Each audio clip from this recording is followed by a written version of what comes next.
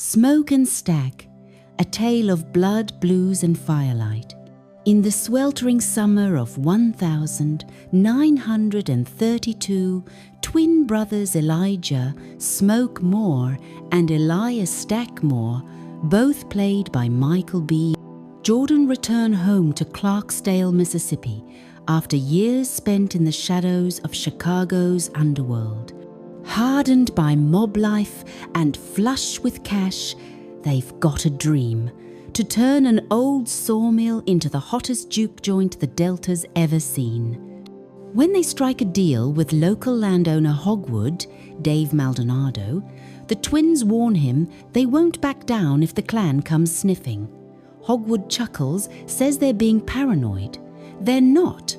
As the joint's opening night looms, the brothers visit their Uncle Jedediah, Saul Williams, a stern preacher, to recruit his son Sammy, Miles Caton, a talented young guitarist.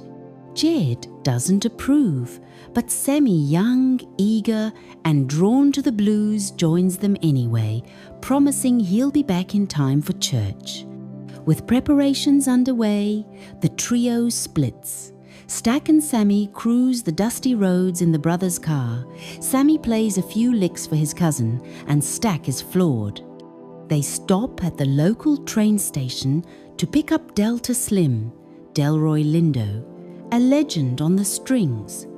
Along the way, Sammy catches the eye of a beautiful married woman, Pearline, Jame Lawson, and invites her to the grand opening. Stack, meanwhile, is blindsided by Mary, Haley Steinfeld, an old flame who's now married but clearly still in love with him. In the fields, they recruit Cornbread, Omar Benson Miller, a brawny local, to serve as their doorman. Meanwhile, Smoke drives into town to make deals with Grace, Li Jun Li, and Bo Yao Chow, Chinese grocers who agree to provide food and signage. Then, in a somber turn, Smoke visits his former lover Annie, Wunmi Mosaku, mourning their lost daughter. He gives her back a protective mojo bag she once gave him, and together they revive its magic. She agrees to help cook at the joint. There's tenderness still between them. But far from the bustle, something darker brews. A ragged man named Remick, Jack O'Connell, shows up at the door of a white couple, Bert and Joan. He claims to be chased by Choctaws. They shelter him. Moments later, they're both vampires. Night falls, and the Juke joint bursts to life. Blues, sweat, and laughter fill the air, but the joy is short-lived. Stack and Smoke argue about patrons paying with worthless plantation tokens. Mary shows up and refuses to leave. Sammy plays for Pearline, and his music, alive and raw, seems to shift the very air. That's when Remick, Bert and Joan arrive. They ask to join the party, offer gold coins, say they'll play too. Smoke senses something off and turns them away. Mary, trying to help, speaks with them. She's turned. She returns to seduce Stack, then bites him. Smoke finds his twin bleeding out and, in a rage, guns down Mary, but she rises, laughing, and vanishes. Stack dies, or so it seems. As the guests flee, Cornbread, now turned, returns, trying to get in. Smoke is forced to shoot him too.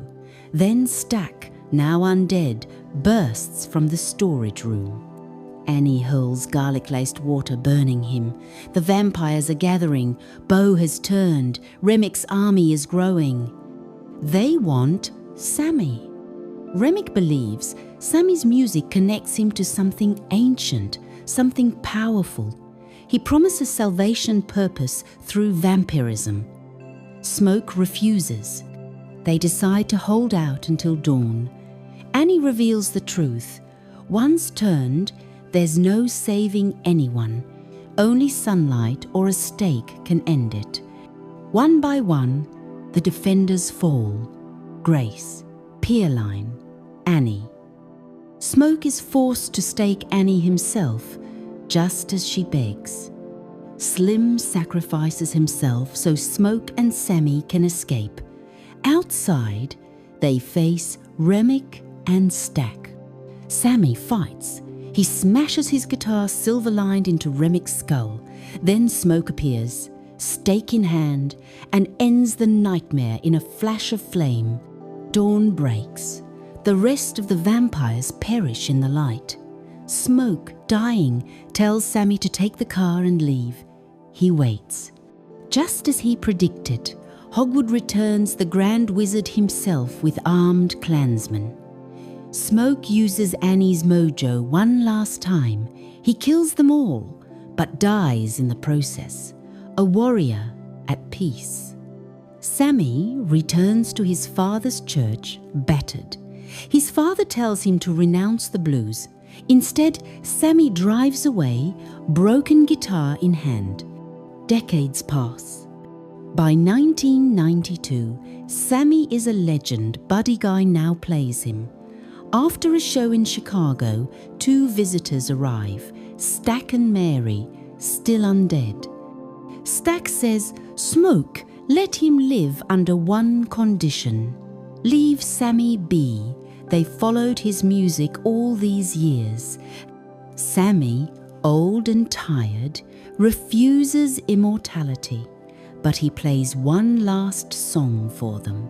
"I still dream about that night," he says, "but before it went to hell, it was the best day of my life." Stack nods, his eyes glassy. "It was the last time I saw my brother. Last time I saw the Sunday, the only time I ever felt free."